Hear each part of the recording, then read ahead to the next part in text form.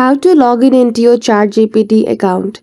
In this video, I will show you how can you easily log in into your ChatGPT account. So without any delay, let's get into it. For that, firstly you need to open any one of the web browser and go to the official website of ChatGPT by typing the keyword chatgpt.openai. After that, you will be directed to the login page where you need to provide your email address.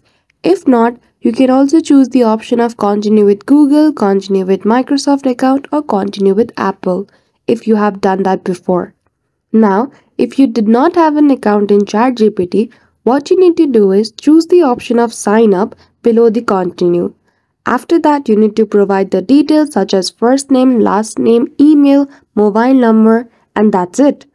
After you have provided this detail, you need to verify your identification as you need to choose the option of where you want to receive the verification code either in your mobile number or email, and then after providing the verification code, your account will be created successfully. So that's it. That is how easily you can create and log in into your ChatGPT account. So I hope you found this video helpful. If you did, don't forget to give it a thumbs up and subscribe to our channel for such tutorial. Thank you for watching till the end.